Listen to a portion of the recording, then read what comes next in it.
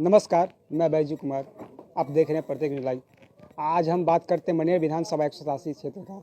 यहाँ से एनडीए के उम्मीदवार निखिल आनंद को बनाया गया और इनके खिलाफ आए दिन विरोध है। आइए इनसे हम बात करते हैं, क्या है जो विरोध पार्टी नेता स्थानीय लोग कर रहे हैं, क्या मुद्दा है। सर, आज की डेट में एनडीए से टिकट उम्मीदवार बनाए जाने पर विरोध विधानसभा लोग कर रहे हैं, तो क्या कहेंगे? देखिए, जो भारतीय जनता पार्टी को समझता है उसको पता है कि भारतीय जनता पार्टी संगठन और विचारधारा की बुनियाद पर राजनीति करती है और जो लोग पार्टी में हैं नहीं हैं उनका पार्टी में अस्तित्व ही नहीं पता है। तो ऐसे लोग अगर कुछ कहते हैं तो उसकी बहुत चिंता या परवाह मैं नहीं करता हूँ। एक जहाँ तक उम्मीदवारी का सवाल है, कई लोगों की इच्छा आकांक्षा महत्वाकांक्षा होती है, लेकिन पार्टी ने जब उम्मीदवारी तय कर दी तो जो भी व्यक्ति अगर संगठन में विश्वास करते हैं या विचारधारा में विश्वास करते हैं उनका फर्ज बनता है कि पार्टी के स्टैंड के साथ खड़े हों। और मैं भारतीय जनता पार्टी का कार्यकर्ता हूं और मैंने बहुत कुछ सेक्रीफाइस करके इस समाज सेवा के रास्ते को चुना है, तो निश्चित तौर पर मेरा एक कमिटमेंट है, एक आइडियोलॉजिकल कमिटमेंट है, ऑर्गेनाइजेशनल कमिटमेंट है। तो मैं एक मिशन के साथ आया हूँ। ऐसे में सभी से समर्थन की अपील है, गुजारिश है और सबको समर्थन करना चाहिए। सर, मनेर में जिस तरह से लोग चर्चा कर रहे हैं कि निखिल आनंद को हम लोग जानते नहीं हैं, तो लोग वोट कैसे देंगे, इस पर फिर क्या कहेंगे? देखिए, किसी की पैदाइश, किसी की जन्म तिथि, जन्म स्थान नहीं बदलता है। ये वो लोग हैं जो प्रोपेगेंडा करते हैं। मेरा घर जीवराखंड टोला है और जीवराखंड टोला जो गांव पुराना गांव था, तो वहाँ उस वक्त मेरे दादाजी विधायक थे, यहाँ के जाने माने स्वतंत्रता सेनानी रहे, श्री भगवान सिंह। अब इससे बड़ा सबूत क्या है कि मेरा घर कटाव होने के बाद दरबेशपुर जीवराखंड टोला ब्यापुर पंचायत में भी पड़ता है, वहाँ पे है, और मैं पूरे दौर में गांव पे आता जाता रहा हूँ। और सबसे बड़ी बात कि जीवन क्षेत्र में आप कई बार शिक्षा के लिए, जीवन संघर्ष के दौर में कई तमाम उपलब्धियों को अर्जित करने के लिए देश विदेश में जाते हैं। अब के सिन्हा जी मनेर के रहने वाले थे, एशिया फेम के डॉक्टर थे, रांची में जाके बस गए, तो क्या आप उनकी मनेर की मिट्टी से उनका कनेक्ट जो है वो ख़त्म कर देंगे, खारिज कर देंगे? रामायण तिवारी इस बॉलीवुड में शत्रुघ्न सिन्हा से भी पहले वो बॉलीवुड में एक बड़े कलाकार के रूप में, तो रामायण तिवारी का परिवार अगर मुंबई में जाके बस गया तो आप कहेंगे कि उनका यहाँ से कोई नाता नहीं है।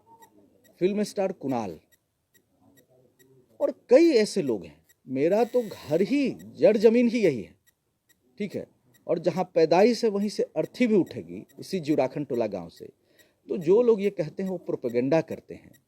और फिर मैं पत्रकार रहा, कई राज्यों में रहा, आंध्र प्रदेश, उत्तर प्रदेश, मध्य प्रदेश, झारखंड, फिर बिहार। तो जब आप कार्य क्षेत्र में, जब आपका बड़ा कार्य क्षेत्र होता है तो आप बड़े फलक में काम करते हैं। जिनका कोई काम नहीं है वो सिर्फ प्रोपेगेंडा फैलाते हैं। तो ये कोई बहुत, जो विरोधी घटक दल है उनकी चुनौती को कैसे स्वीकार करें? देखिए, हमारे पास एक एजेंडा है। मैं कोई पेशेवर राजनीतिक व्यक्ति नहीं हूँ जो दलाली ठेकेदारी करके राजनीति में आया हो, अपना वजूद बनाया हो, और न मैं थाना ब्लॉक इस तरह की राजनीति, जो छोटी राजनीति होती है, उसमें विश्वास करता हूँ। मेरा मानना है, मनेर क्षेत्र घूमने के दौरान मैं जब देख रहा हूँ कि इतनी समस्याएं कि आश्चर्य होता है कि यहाँ के स्थानीय विधायकों ने पिछले 30 साल में क्या काम किया है। आप देखें, पूरे हाई स्कूल्स को देखें, जीवराखंड टोला स्कूल देखें, मनेर स्कूल देखें, ब्यापुर स्कूल देखें, और पूरे स्कूल्स का जो इंस्टीट्यूशन है, जो इंफ्रास्ट्रक्चर है, कोलैप्स कर चुका है। भाई, किसी भी स्कूल का जो स्कूल कमेटी का चेयरपर्सन है स्थानीय विधायक है, और अब देखिए कि जीवराखंड टोला स्कूल अगर ढह रहा है आप जाके उसकी तस्वीरें भी खींच सकते हैं कि क्या स्थिति है। कोई 10 साल से विधायक है, कोई 30 साल से जो लोग विधायक थे उन पर जिम्मेदारी शिफ्ट होनी चाहिए। शिक्षा चिकित्सा कोलैप्स्ड है, जो सिविक एमिनिटीज़ है वो कोलैप्स्ड है, जो आप सड़कों की स्थिति देखें कोलैप्स्ड है।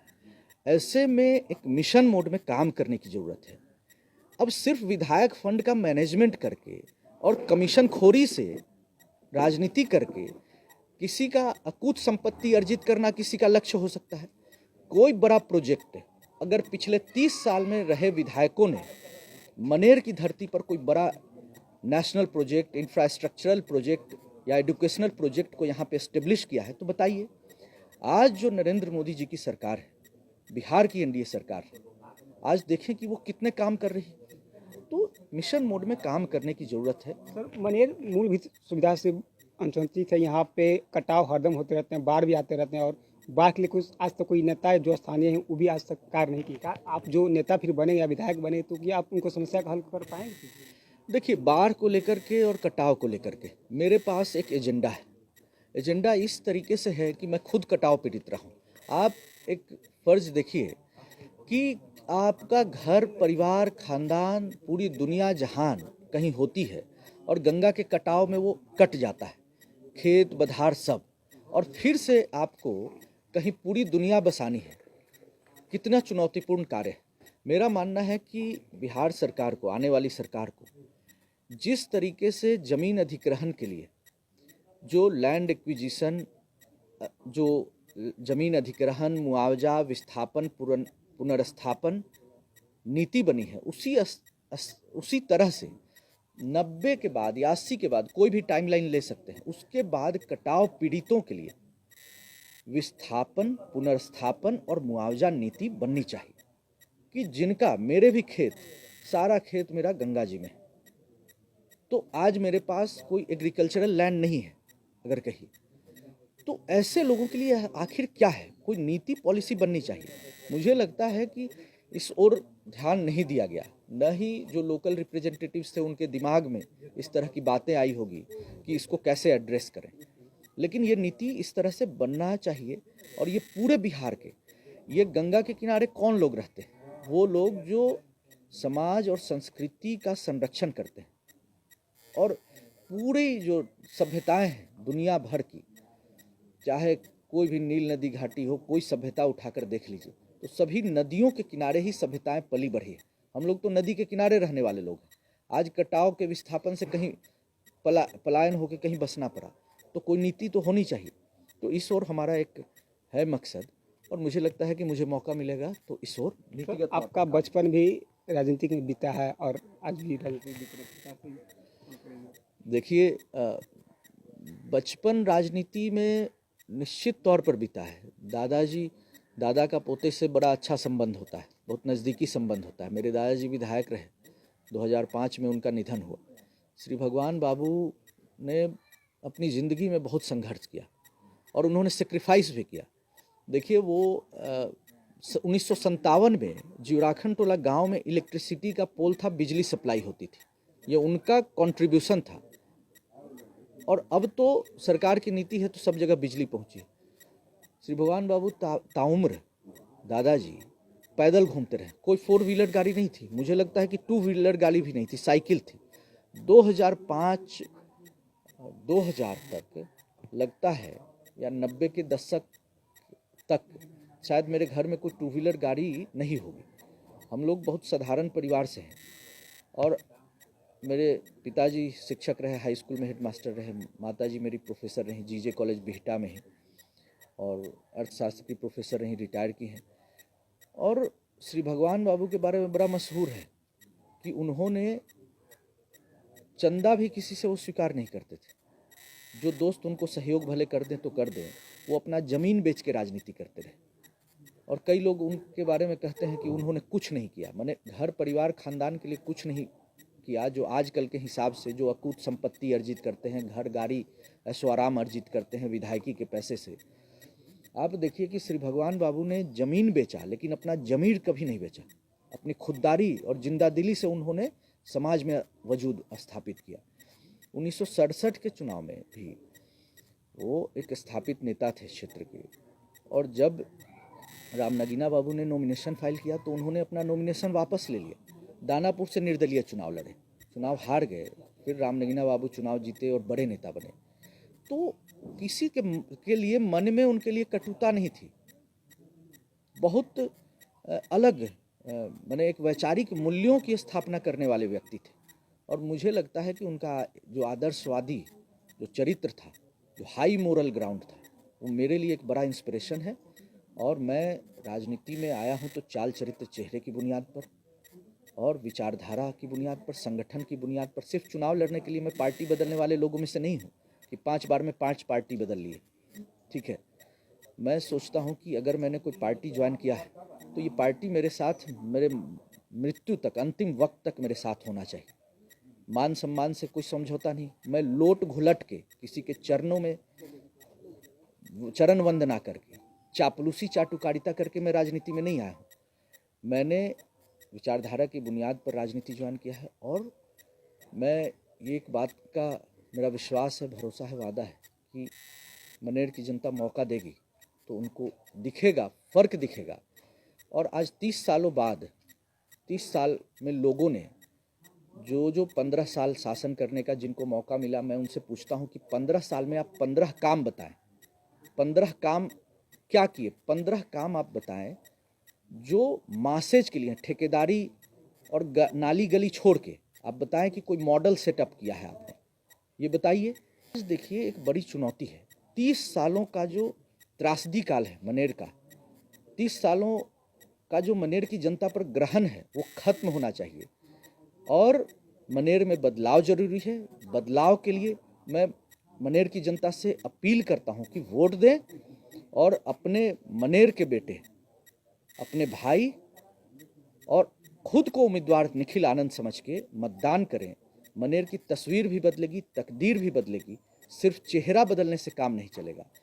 और मुझे लगता है कि मेरे पास इनफ कॉन्सेप्ट हैं, आइडियाज़ हैं कि मैं मनेर को बदलने की ताकत, कुवत रखता हूँ। मनेर से लंबे अर्से इंतजार दिया जाए और आज उन लोगों को मौका भी मिला कि नए रूप में हमें निखिल आनंद जी आए और उनको सपोर्ट भी करेंगे। तो इसमें आप युवा को क्या संदेश देंगे? देखिए, मनेर के युवाओं की जहाँ तक बात है, मनेर में युवाओं का, यहाँ के लोकल समाज और राजनीति में कोई उनको तरजीह नहीं दे रहा है। स्थानीय जनप्रतिनिधि ने युवाओं के साथ कभी संवाद स्थापित नहीं किया। कुछ युवा यहाँ अच्छा काम कर रहे हैं, जैसे सोशल एक्टिविस्ट फोरम है, और कुछ बड़ा अच्छा काम मैंने करते हुए सोशल मीडिया के माध्यम से देखा है। तो मेरा मानना है कि युवाओं के साथ संवाद जो नेता स्थापित नहीं करे, वो भविष्य के लिए नहीं, अपने लिए चिंतित होता है। और मुझे लगता है कि हर पंचायत में एक युवा की टीम होनी चाहिए, जिनके सलाह सुझाव से काम होना चाहिए।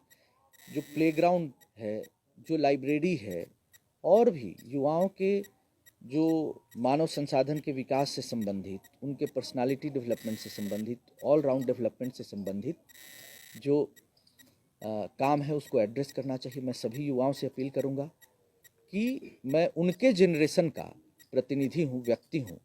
मुझे अपना जनप्रतिनिधि चुने। उनको मैं भरोसा दिलाता हूं कि चाल चरित्र चेहरे की बुनियाद पर कभी उनका सर झुकने नहीं दूंगा, उनका सर झुकने नहीं दूंगा, उनका मान गिरने नहीं दूंगा, उनका मान सम्मान रखूंगा। और मनेर को विकास के एक नए आयाम, मनेर में विकास का नया आयाम गढ़ के हम लोग एक नया सफ़र तय करेंगे भविष्य के। क्या आपको आशा है कि इस बार मनेर में आपकी सरकार बनेगी? मेरी सरकार तो निश्चित तौर पे बनेगी और मनेर से मैं चुनाव बड़े मतों के अंतर से जीतूंगा। मैं जहां भी जा रहा हूं, लोगों ने ये कहा है कि देखिए, एक तरफ कुआं है, एक तरफ खाई है, उसके बीच से रास्ता बनाना है। हम लोग बदलाव चाहते हैं और वो रास्ता बनाने की जिम्मेदारी आपकी है। आपको हम लोग समर्थन देंगे। भविष्य का रास्ता आप कैसे बनाते हैं, ये आपकी जिम्मेदारी है। लेकिन फिलहाल उन सभी लोग जहां मैं जा रहा हूं वहां समर्थन का वादा कर रहे हैं। मनेर की जनता से हाथ जोड़कर मैं विनती करता हूं कि 30 साल बाद अब बदलाव जरूरी है और बदलाव के लिए वो मतदान करें। धन्यवाद। ये हमारे आज निखिल आनंद थे जो मनेर विधानसभा से जुड़े हैं। और जनता जो इनके विरोधी घटक दल है वो कहते हैं कि हम इन्हें नहीं जानते, तो आज इन्होंने खुलासा किया कि हम मनेर के निवासी और हमारे दादाजी पूर्व विधायक रह चुके हैं। अब देखना हो कि जनता इन पे कितना विश्वास करती है। बिहटा से बैजू कुमार।